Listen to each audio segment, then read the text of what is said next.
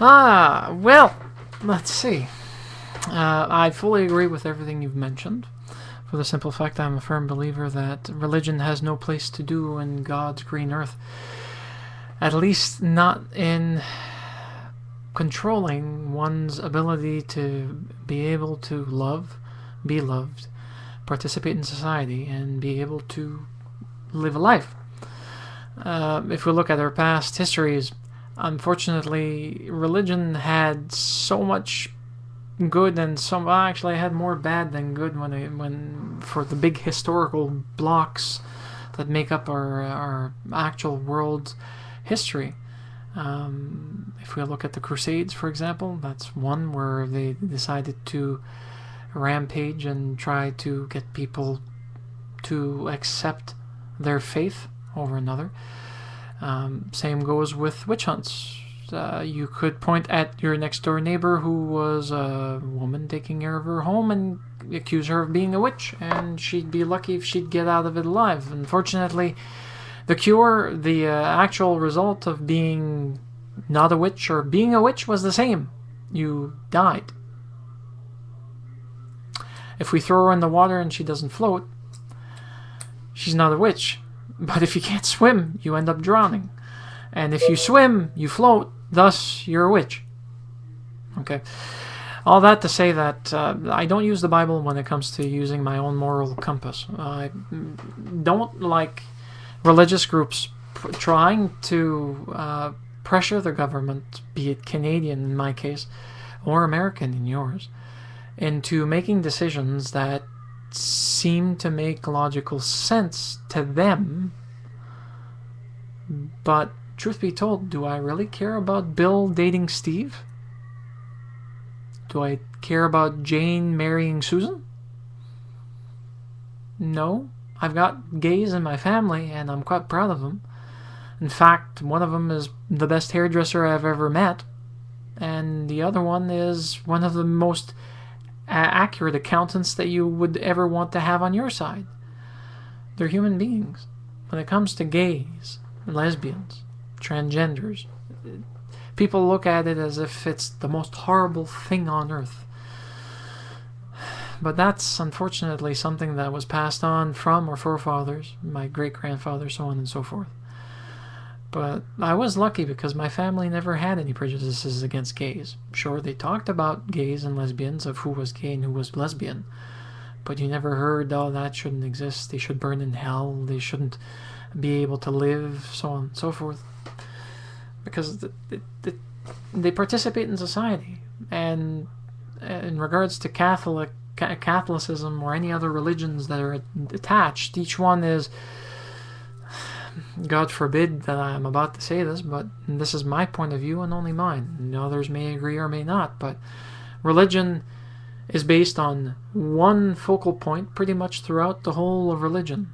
And similar to, if we take this egg, shaker egg anyways, and you take this as the object. Now, it doesn't have any faces or sides, but each one's belief creates a facet that we look at, but it's all in the same direction. We have our own set of beliefs that we want to believe in, but I, for one, do not believe that beliefs should ever even come into play when it comes to sex, because there seems to be some form of double standard when there's sexual orientation in a lot of religions. I mean, if we look at polygamy, there is a form of religious context for polygamists, and there's polygamy colonies that still exist, and you're talking about one man, multiple wives. I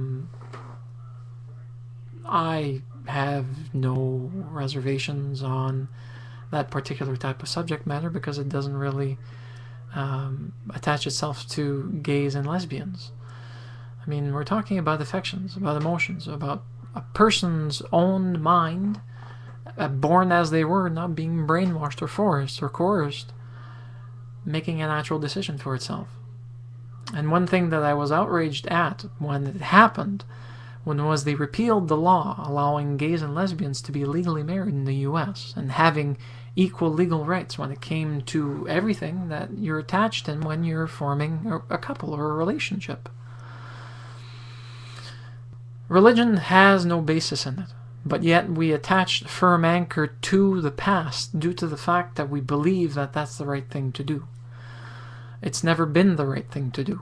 In fact, if we look at what's happened in religion, I'll take the Vatican for example, it took them a long time to be able to accept women as clergy in the church. I'm not talking about followers of the church, but I'm talking about servants of the church, working for the church, for that type of faith. There are others that have different viewpoints, and they use a Bible or a form of a Bible for their own religion to actually dictate how they should be acting, whereas it should be completely the other way around. Each one has something important to provide, and it would be tantamount to saying, I need to get this done, but I need two people to do it, but since you're a woman, you can't. But yet, if the woman is as strong as you or as capable as you, why couldn't she? Same goes with gays and lesbians. Why can't they? I mean, they're the most intriguing type of people that you will ever meet in many cases. They have flamboyant mannerisms for some, and mannerisms that will not even give them away for others. They have their own points of view, their own tastes, their own influences. They're highly intelligent as many other people in this God's green earth. They can cook, they can clean, they can sew, they can do all the same things that we can. They've got the same amount of digits, the same amount of toes, same body composition, unless they're born of a rare disease that flips their organs around inside their body, but they still have the same organs. So, religion, that's about the only thing I'll say about religion. As for governments impending their own decree on how we should be able to live, that opens a Pandora's box of its own complex diversity and dynamism. But in this particular regard, for Christian groups or any religious groups to say that gays and lesbians aren't allowed to have a life, to be recognized legally, so that if their loved one falls sick, that they can't go to the hospital and visit them, and before you say that yes they can, no they can't. By law, if somebody is terminally ill or sick to the point that they're in the ICU, family members are the only ones that are allowed into that room. It has to be adoptive or by blood or by marriage. So legally, that needs to be in place. Otherwise, one's loved one is suddenly barred from seeing his or her better half. As for benefits, I'll say it in the Canadian perspective because I don't know enough about other countries and communities. But I know here in Canada, the pension plan of Canada actually allows people over the age of 65 now, I think, to be able to get a Canada pension check, which is usually around $500 to $600 a month. It's not enough to live on, but it's enough to give you some form of support so that you end up being able to survive and you live within your means. If you're married, currently, from my understanding of that particular service, or federal service, the government allows widows to collect their check and their partner's check for as long as they have to live. Because when you're married still and you're on Canada pension, it offers one better form of support when you're suddenly taking care of bills that were meant for two people. Well, if you were gay or lesbian, until we decided, well, I mean we as Canadians, decided to allow it to be legal, people in Canada that wanted to get married or wanted to have a life together that were gays or lesbians couldn't. At least not economically. You could still have relationships, but you weren't recognized in the courts of law. You weren't recognized as a couple. You weren't recognized as, for the legal term, a marriage.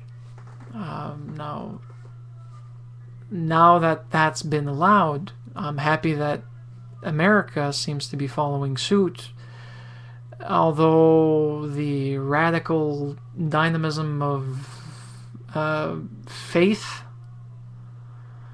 seems to be counter the actual grain of wood that society is trying to feed into the society's own machine. It's a pity, but eventually even the most stubborn of people or beliefs eventually has to make way to something new, something fresh, a different viewpoint. Hey, it's life. That's what it is.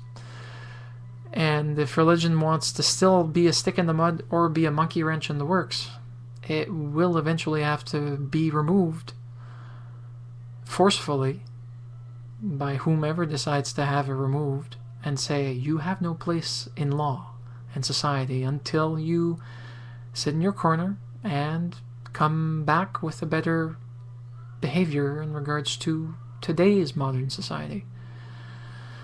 As much as I believe in the past, I also believe that the past is there to help us have a stable future and to build on it, not to keep it as was. Ever. Otherwise, we wouldn't have heritage buildings being used as workplaces or as homes. Well kept, well maintained, but there and still functional for people to admire, and architecture and the world around. Same goes for gay marriage. Anyways, Root, I appreciate the time that you and your wife took, and also Fitz the cat took, to actually do this particular video. I never look at the Bible when it comes to it. In fact, many stand-up comedians do look at the Bible on a lighthearted way, and if I may paraphrase or repeat something I heard that was said once, is that, doesn't it say in the Bible, stand behind me, Satan? And that's being said by Jesus or God. And if we say that Jesus or God is a man and Satan is behind them, well, anyways, have a nice one.